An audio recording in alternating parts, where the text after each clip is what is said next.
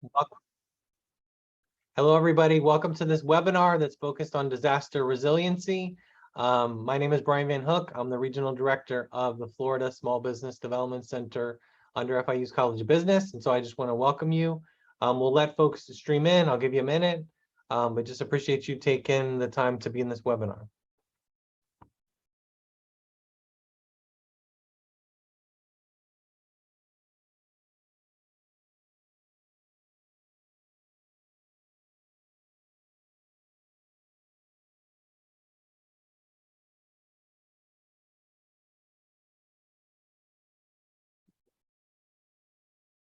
Okay, and I think we can go ahead and get started. I know additional folks are going to come in. So I will get into the presentation, but just thank you for joining us. As I mentioned, my name is Brian Van Hook. I'm the Regional Director of the Small Business Development Center under FIU. I'm originally from Louisiana. I'm a certified business continuity professional, and I have over 15 years of experience with this particular topic, disaster recovery, business continuity. As you see from the picture, that was actually from the BP oil spill, where we were out meeting with businesses that were impacted by the oil spill in the seafood industry and hospitality. And in particular, I worked in the United States Senate and the Department of Commerce and helped businesses recovering from such disasters as Hurricane Katrina, Hurricane Sandy, Midwest tornadoes, and then obviously here in Miami, we work with businesses related to Zika, Hurricane Irma, now red tide, now the pandemic. So I'm happy to provide that experience to you to help you with your business. A little bit about the Small Business Development Center network. The SBDC network is funded in part through a cooperative grant with the SBA, the Small Business Administration. So we're not SBA employees, but we are resource partners of the SBA, and they're really good partners for us in terms of coordinating with our local district office. In terms of SBDC, our bread and butter is one-on-one business consulting. So we have 30 business specialists that are focused on helping you to start or grow your business, whether that's financial management, access to capital, government contracting. We do have access to a lot of market research data, information, and then we do have some specialized services and programs we do, such as investment business plans, export marketing plans, and then customized training programs. And then our center specifically covers Miami-Dade and Monroe counties. So if you're in Miami-Dade or the Keys, we're your center. But if not, we have sister centers all around the state that we can work with you on and get you referred to. And then in terms of our center, specific to disaster recovery and government contracting and access to capital, we track all the outcomes that we have with our clients to make sure we're helping you to get the end goal that you're looking for. So this is just some numbers that we've had. I would highlight the $144 million in capital, and that was between 2014 and 2019. In the last few years, we've done another 200 million in capital. So we've been really hustling to help businesses access a lot of this disaster funding for their business. And I'm really proud of our local team. So this is actually our team of consultants that are based out of Miami-Dade County. As I mentioned, they're all specialists in different areas, whether that's an industry, whether that's an area of service. We also have 4 consultants that are based in the Florida Keys that are local consultants.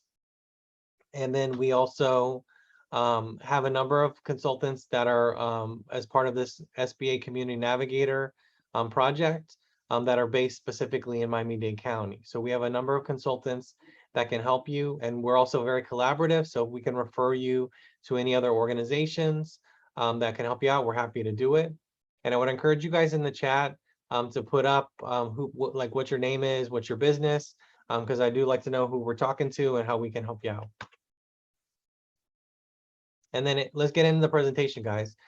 So in terms of your business, if you want to have a resilient business, you want to cover a couple of angles. That includes like risk management, contingency planning, disaster recovery planning for your IT, succession planning, So it's a lot of different aspects for your business, and it does depend on your industry, does depend on the size of your business.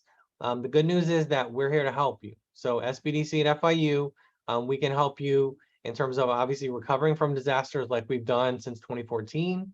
But in terms of preparedness, we can help you with training materials.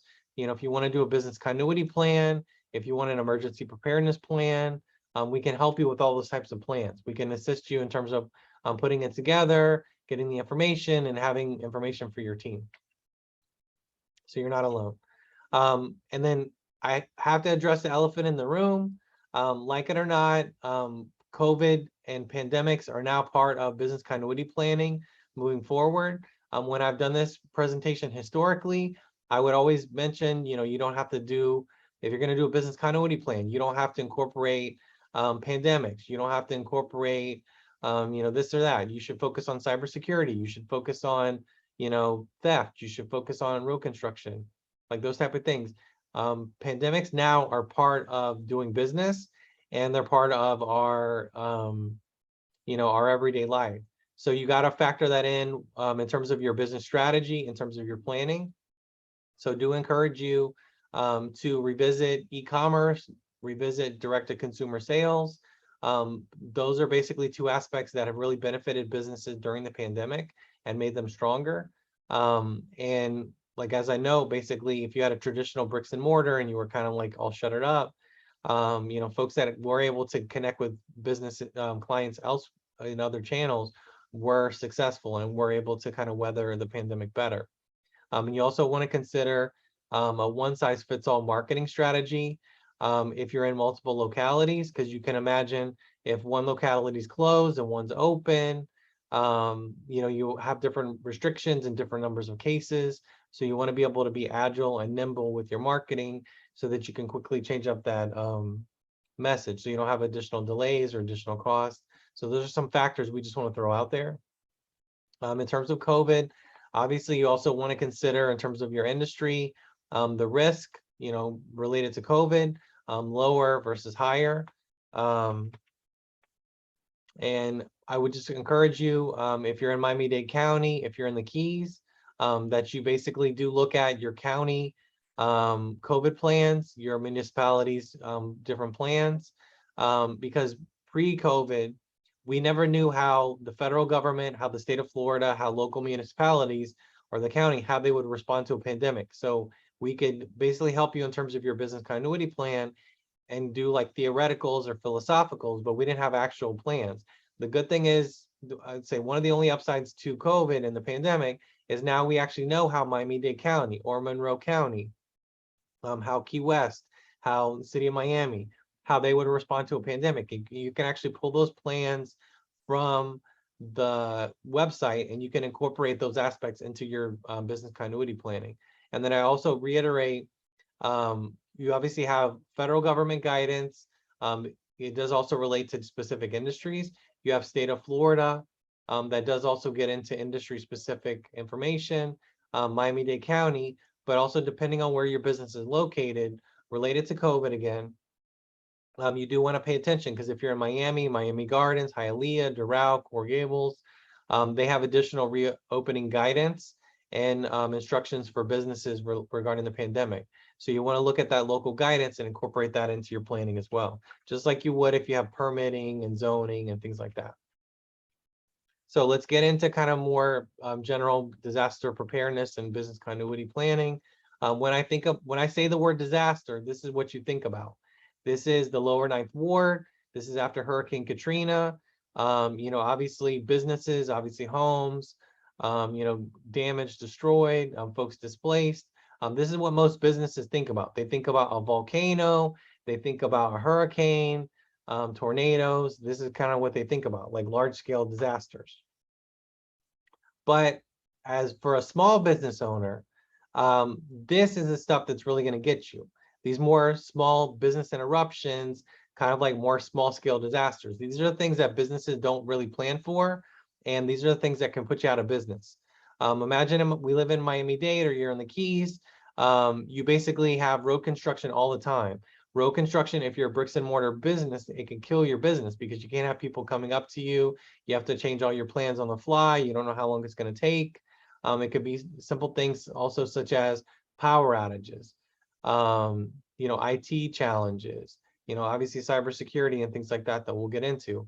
These are the things that businesses need to plan for, things that, you need to incorporate into your thinking to make sure that your business isn't caught flat-footed. So the good news is I'm going to help you and give you some strategies to consider as part of this presentation. I'm not just going to highlight a bunch of problems and then say good luck. So let's get into some of those solutions. As I mentioned to you guys, basically disasters, whether it's a power outage, road construction, flooding, or something large scale like we talked about, hurricanes or the pandemic. It can impact your daily operations. It can jeopardize the future of the business that you're building. So you do want to factor in disaster resiliency and business continuity into your planning. So let's get into some basics. I'll be perfectly upfront with you guys. I don't know every aspect about your business, but you do. You're actually in the business day to day. You know your employees, you know your location, you know everything. You know that this door doesn't open, you have to go around. There's flooding on this side of the location, not flooding on that side of the location. You know what particular industry you're in. So the first step to identify risks for your business is for you to kind of do that self-assessment. And you can do a risk assessment on what are more likely to threaten your business. As I said, we're in Miami. A volcano is not going to impact us. We're not going to have a snowstorm. Hurricanes do impact us. Heavy rains like we've had the last week, that can impact us. Winds could impact us. Depending on your industry and how you're set up, you could have, old school theft in your business. You could have cybersecurity if you're doing a lot of stuff online. You can basically identify those particular threats and then map out how you can mitigate those threats. One aspect that a lot of business owners do is just basically get around a table and do a tabletop exercise, and you can test your response to specific risk. It can be just a series of questions, and you ask your team, what will we do if we have this? What will we do if we have that? How will we respond? You can even make it like a team building exercise. You can do it, order some pizzas, have it be on a Friday, basically come in, casual Friday and just basically talk around the table. A key thing is also business owners don't do that visual inspection. Maybe you do it like at the start of hurricane season, but you don't do it later in the year. You got to walk your location and see, is there issues with the roof? Is there a door that doesn't close? Is our room with our servers? Can everybody access that room? Those type of things are things that you can do to help your preparedness and kind of help you think through potential risk. Is just do a basic visual inspection of your business and do it pretty regularly. And then what I always kind of ask business owners to do is don't overthink it. Don't think about like the 500 things you got to do. Think about basic steps that you can take today that you can better prepare your business for something tomorrow. So just start with some basic things. Insurance. Whenever you talk to business owners about disaster preparedness, business continuity, a lot of the response is, I don't have to worry about that. I got insurance. I think we've all seen those insurance commercials where they talk about, you think you're covered for this, but you're actually only covered for that. So that's kind of the response I have to business owners, is that it's only partial solution. Insurance can't replace your lost customers. It's not going to cover all your losses. And many business owners, they don't shop around. Like you'll shop around for ingredients, you'll shop around in terms of your supply chain, your office supplies, but insurance is such a basic part of doing business, and you don't shop around for insurance. So you should definitely look around and just see if you might be able to get a better deal. And with your current insurance firm, you can actually ask them, because those firms will have a free risk assessment, because they don't want you to mitigate risk. They want you to basically think through disasters that could happen, and they can actually be an external person that could come in your business and give you some free risk assessments. And then I also encourage to talk to other business owners, talk to your business owners in your area, talk to people in your industry, talk to people that you see at a networking event. Talk to them about their disaster experiences. Are there losses that were included when they had a disaster? Were there things that were excluded under their policy? Is there policies they should consider? those type of things. Those are things that you should factor in terms of insurance. In terms of business recovery, I'm here talking to you guys about your small business, about business disaster recovery. But a key component is your personal recovery, because your business is not going to open its doors if you're worried about childcare, if you're worried about elderly relatives or neighbors, if you have pet issues, you can't find some place for your pet. So I do ask that you, as a business owner, you balance your personal recovery and preparedness versus your business recovery and preparedness, because you have to have both of them to be back up and running. And also, you need to talk to your team about that. You need to ask your team in terms of, are they going to shelter in place? Are they going to evacuate? If they're going to evacuate, where are they going to go? How can you get in touch with them? Those type of things. Those are things that you need to think about. After Hurricane Katrina, you did have a lot of businesses in the southern part of the U.S. that actually were not as hard hit, but they didn't have childcare. They didn't have somebody to watch elderly relatives. So that actually the employees couldn't get back to work and help the business reopen. So those are things that you want to factor in. And then in terms of your personal recovery, like talk with your family now, talk with your team now about their disaster plans, set some deadlines, just like you would anything in life, set a deadline when you need to get key items completed by. As I'm kind of reiterating to you guys, don't overcomplicate it. So focus on 3 to 4 key actions, complete them within a defined time frame, and kind of rinse and repeat, move on to 3 or 4 more, and kind of get them done. But definitely prioritize. In terms of disaster preparedness, I would be the first one to champion that business continuity planning can actually be good for your business. Just like the turtle in the wheelbarrow, can give you a competitive advantage over other businesses. If you're out of business for a long time, people are going to, come in and swoop up your customers.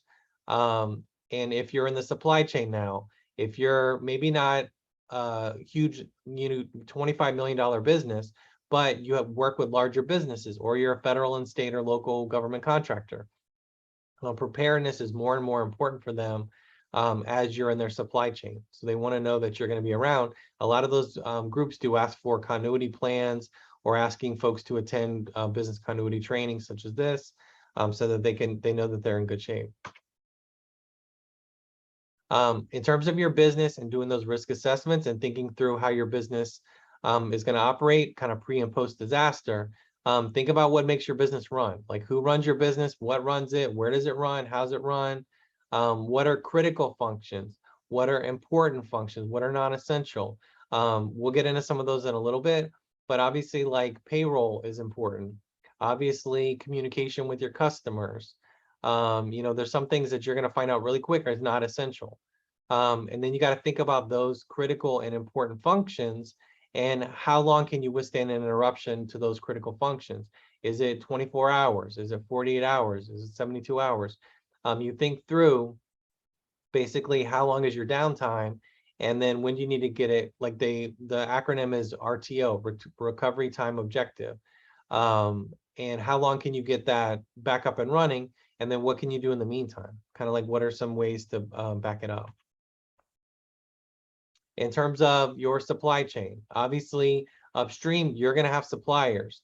Are those suppliers going to be impacted by that disaster?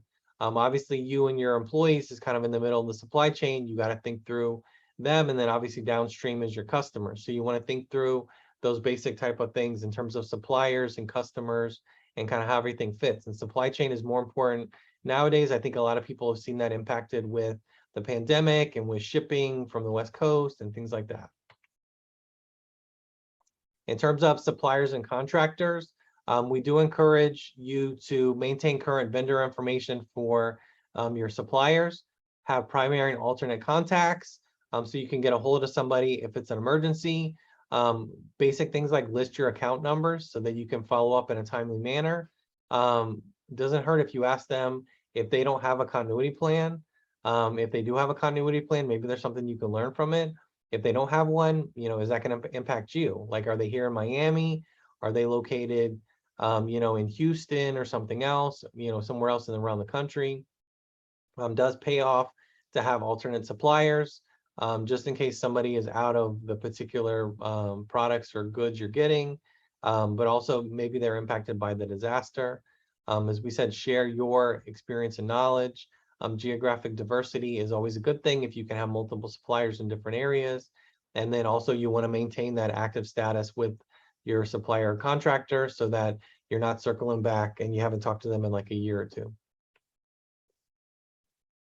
And then one of the mantras that a lot of the clients that we work with, we talk about how your front line is your bottom line. You can't run that business without the employees if you can't get them back, if you don't know where they are. So you got to maintain current employee contact information.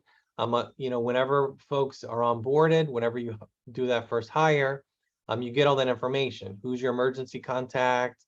What's your address? Things like that. But life happens, guys. People move. People get married, so they change their name. Unfortunately, people get divorced sometimes. They'll change their name in their emergency contact. They might get a new cell phone and get a new number. You might not have that on file. So you do want to have those alternate means of communication so that you can get in touch with people, whether that's like WhatsApp, Slack, text message groups, things like that, so that you can get information to people. You want to identify any special skills or certification that your team has, such as first aid, CPR, military training, because you can factor that into your continuity plans. And then, like we talked about previously, you want to know for your team, where are they going to be at? Are they going to stay here in their house in Miami-Dade or the Keys? Are they going to go to Orlando with family? If they're going to be with family, how can you get in touch with them? You want to know those type of things because you do want to do like a call down and just make sure everybody is in good shape. An example is just checking in with folks, making sure everybody's safe, everybody's okay. People have any needs that they have. And also you do want to factor in some of those things we talked about, childcare, pets, elderly relatives. I know that a lot of us have been working remote in terms of teams. So I think a lot of these issues folks have kind of thought through with the pandemic, but those are things that you want to think about because those are kind of some key aspects that make it difficult for employees to get back and reopen the business. In terms of your customers, extremely important, you want to identify the likelihood that customers will be present in your business if a disaster was going to occur, because you need to factor that in terms of emergency exits, in terms of what your team is going to be trained to do. In terms of a disaster, you want to keep communications open with your customers, phones, email, website, social media, monitor the internet, social media, any trending stories. I would always say if it's relevant to you, if you think it's important, it's probably important to your customers too, so you can share it. If there's a road closure, if there's Miami-Dade County puts out evacuation information, those type of things, those are things that you can put on social media that your customers would appreciate. You do want to keep a copy of your customer records offsite or in the cloud. Don't just keep it in your physical location, because if something happens to it, you don't have that list of records. And then obviously consider an alternate work site from which you can communicate during the recovery. I know that a lot of folks do have alternate work sites or work remote policies because of the pandemic. So that's something that you can kind of factor in coming out of the pandemic. And then in terms of other contacts, a good acronym is BAIL. Bankers, accountants, insurance agents, and lawyers. Those are some key contacts in terms of disaster recovery, where you might want to go to your bank for a loan. You might want to check in with your accountant. Obviously, we talked about insurance. And then your lawyer. Sometimes there are some regulatory requirements and things that you need to factor in terms of your recovery. We talked about critical records. You want to go back to any records that are vital to those critical functions that you identify. You want to have multiple copies of it. Regularly back it up, because what good is that data or those records going to be if it's 2 years old? So you want to make sure you basically back it up. You want to test the backup systems.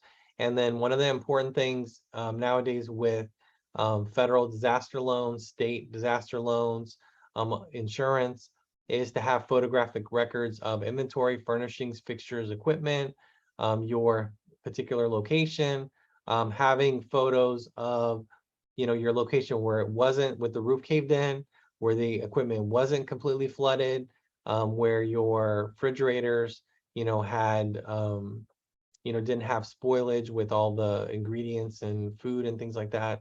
You do want to have like the before and after. A lot of businesses don't think about those type of things, and then it is tough to go back and recreate it. They have to pull like historic photos and things like that. So have like kind of photographic evidence that before and after, so that you can use that with insurance and SBA loans or any other type of loans. We talked about critical operations. This is a list of some that could be relevant to your business, whether it runs a gamut from payroll, from insurance claims, communications, equipment, utilities, obviously your people we talked about. So those are things that you want to factor in for your particular business. I did mention regulatory requirements. If you work with anything with patient records, then HIPAA is a five-letter word. That's actually a four-letter word, because HIPAA relates to that health information, and you do have to basically keep it confidential, make sure you have access to it, that it's available. And that's something that could impact your business if you have a disaster and you're not able to secure that particular data, or if it gets out somehow, you could have huge fines related to HIPAA. And so just reiterating again, if you have healthcare organizations or any kind of healthcare data, there's basic data security and business continuity standards you have to abide by. That's like backing up electronically protected health data, having a continuity plan or your data restoration protocols, and then, working through emergency operations planning for that protected health information. And obviously, depending on, like I said, I don't know your industry, but if you have other industries, there might be other regulatory requirements as well. And I was just going to check the chat and see if anybody, guys, don't be shy. Put in the chat like who you are, who's your business, what you're working on, because definitely want to make this interactive. I don't want to just have it be a lecture style presentation. So I challenge you, put in the chat, what's your name, what's your business, where you're located at, because I'd like to, maybe in the wrap up, we could talk about some particular industries and things like that. And then the one thing I would reiterate is that planning is an ongoing process, not a one-time thing. A lot of businesses here in South Florida, you do basically just do it every May, right before hurricane season, and that's kind of your one time a year. But you want to basically not do that, because that could catch your business flat-footed. You don't want to procrastinate. Just like if you're not going to go to Home Depot the day that a hurricane's coming in town to get wood and other materials, you don't want to wait to do that type of planning for your business, because it could end up being a lot of things to do. We talked about doing tabletop exercises involving key personnel in your organization. So if you have like IT folks, you want to incorporate the IT folks in the planning so they can bring their perspective. Obviously, your administrative team, your sales team, anybody you need to incorporate into the planning, so that everybody that's going to need to respond kind of knows what their roles are. Definitely get help from professionals. SBDC, we have a team of professionals that can help you. There's other groups that can help you as well. Emergency management professionals. If you're in an industry chamber, chamber of commerce, there is a lot of like different information that can be put out. Put things down on paper. Don't just keep it in your head, because at the end of the day, you need to put it down where you can actually follow it. You can update it. You can test it. So that's really important for that particular planning. And like I said, you want to train your employees.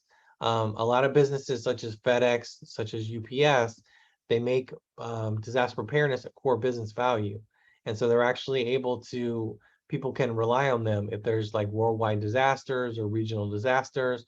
They know that that business is going to be around and be able to work with other businesses. So that is something you can incorporate as part of your business, and it could be something you could have as a marketing or kind of set you apart.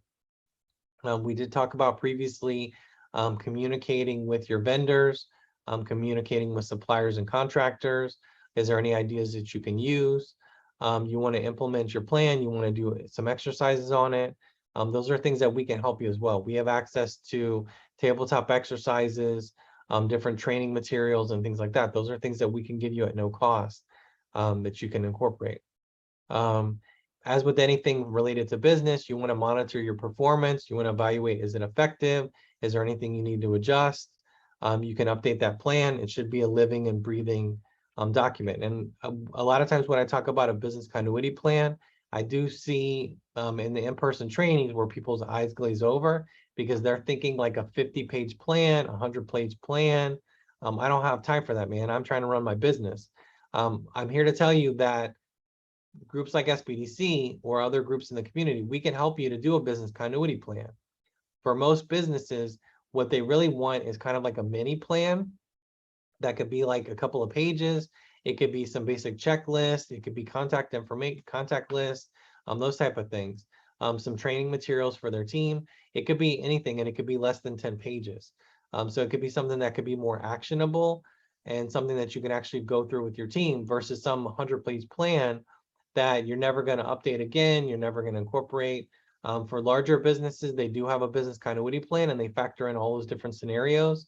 And for SBDC, I'm a big believer of practice what you preach. So for us, we actually have a business continuity plan for our center that we do update it regularly. We do discuss with the team in terms of disaster training, active shooter training, those type of things. So I would encourage you, don't overthink it and don't let the fact that you think you should have a business continuity plan, don't let that get in the way of making some basic preparedness steps for your business. And then nowadays we have our phones, we have basically technology can help you out. You have your iPads. There are a number of disaster related apps that are out there that you can use. The Red Cross has an app, FEMA has an app, Hurricane Tracker. We even have an app called Bizaster. That's just basic information, like we talked about, tabletop exercises, like basic checklists and things for businesses. So there is a lot of information that's out there that you can get on an app, and it can help you to kind of supercharge your disaster planning. In terms of general kind of business resources, ready.gov is the one from the federal government. They have a specific business website that you can go on, and they have a lot of really good information. The Florida Division of Emergency Management also has their website where you can go on and get different information. And then as I'm closing out, I did want to kind of bring it back regarding COVID and regarding remote work, because I think that's something that we get a lot of inquiries from particular businesses on. So I was just going to note that obviously COVID-19 has impacted all aspects of running a business, but that does factor into cybersecurity as well. So many employees have been on flex schedules, or they're working remote where the business can allow it. And I just want to reiterate that that does increase cybersecurity risk to your particular company, and that could increase your potential for a data breach to the business. So as I've been doing with the other topics, I don't want to scare you. I want to give you some solutions. So would encourage you, if you do have your team remote work or like flex schedules or fully remote, there are some things you can do. So in terms of virtual meetings, if you don't want to get Zoom bombed, or you want to have like your virtual meeting be as secure as you can make it, NIST does have, from the federal government, a good information on their blog about how to protect your virtual meetings. There are general guidelines from NIST on telework and remote access that can help your business out in terms of cybersecurity. The National Cybersecurity Alliance does have a resource library that can give you current scams and cyber threats, so you know what is out there and you know what to look out for.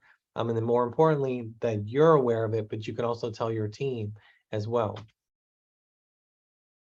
And then also back here at home in Florida, Cyber Florida does have an advisory center that has some good information for businesses. So you can actually check out that website. And I would encourage you as well, now that you're a part of the family, now that you've been in a webinar with SBDC, We do have a number of webinars on our website. So if you go to YouTube and go to FIU Entrepreneurship, we do put up our webinars that we've hosted, and you can see those and you can kind of watch them on demand on your own time. And there's a number of things related to cybersecurity. We had a recent one that was really good, so I would encourage you to check it out. And then I did want to give you the cybersecurity contacts for like groups such as the FBI, the Secret Service, the IC3. And actually under the FBI, they do have a really good program for businesses called Infragard. And that's something that you can check out. It's going to actually be on the next slide. But that's a public-private partnership with the FBI that you can get access to information and things you should be aware of from your business. So these additional resources are, again, specific to cybersecurity. And so I would note the second to last one is the Infragard. You can learn more about the Infragard program and reach out, and they do have a local chapter that covers kind of Miami-Dade, the Keys, Broward, Palm Beach.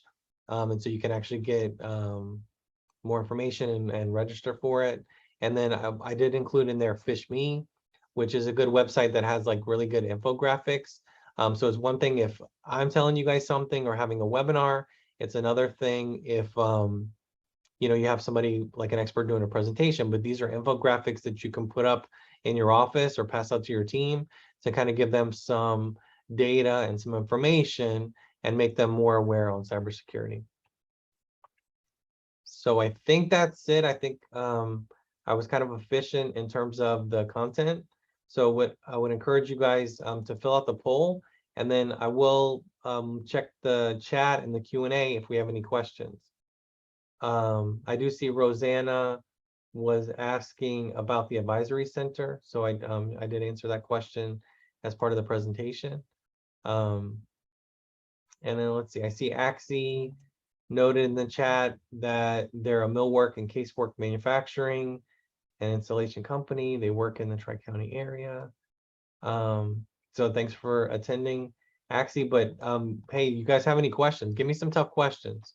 Give me something. I would challenge maybe Rosanna or Axie. I see we have maybe about 10 people that are attending. So give me some questions that you guys have. You know, this is our chance. If you guys don't ask me any questions, then I'll just assume I answered every question in the presentation, that I was extremely thorough. But would encourage you as well, if we can help you out, here's all of our contact information. In regards to SBDC, we're on the web, we're on social media. You can follow us. We post a lot of disaster information and resources. And I believe Axie just put in a question in the Q&A. Okay. Yeah, and actually had a good question. Who do we need to contact in order to put a plan in place? Great question. Circle back with us. Email to Brianna, who you got a lot of the information on, and then we can get you connected to SBDC and one of our consultants, because we can work with you in terms of getting you that. And like I said, actually, a lot of times it's information that I can get you that can help you be more prepared. It's us connecting you with other organizations. If our consultants can help you in any way, we'll be happy to lend our expertise. So just count us as another member of your team and somebody that can help out. So good question. Brianna, I'm not seeing anything else in the chat. So if you guys think of any questions after the presentation, please email Brianna. Like, I'd be happy to follow up with you and to answer any questions. And then if you missed anything as part of the presentation, we will be uploading this to our YouTube page. So I would say give us a couple of days, but it will be up there on our YouTube page. And then, like I said, shout out to the YouTube page, because we have tons of content on there. So there's a lot of disaster stuff. There's stuff specific to COVID. There's cybersecurity, other things on access to capital, you know, starting a business. So there's a lot of really great information there. And then I do see the plan. Can this plan help lower insurance costs? Good question, Axie. As with most responses, it depends. Depends on your insurance, depends on policies and things like that. But in terms of business continuity planning, it actually could help you to identify some particular risk that you have, some things you can mitigate. So it might actually be something that could, you know, and you could get an additional policy that could help you if, you know, you had a disaster, or it could be something that maybe you identify that you have some policies that you don't need. So I would say it could help you to lower your costs. And obviously having a business continuity plan, it is something that your insurance company will look favorably on. But in terms of lowering your costs, that does depend on your particular carrier, what your policies you have, and things like that. So that's something that we can work with you on separately. So good. I think you get the gold star in terms of the chat responses, and also in terms of kind of getting some assistance. And then I think Elaine also posted she's an insurance agent and she was trying to reach a broader audience to obtain more customers. That is something that SBDC can help you as well in terms of kind of marketing, digital marketing, websites, things like that. So I'd encourage you to register in that respect. So I don't see any other questions. So I just appreciate you guys' time. Appreciate Brianna and Victoria organizing the webinar, and just count on us if we can help you in any way. Have a good day.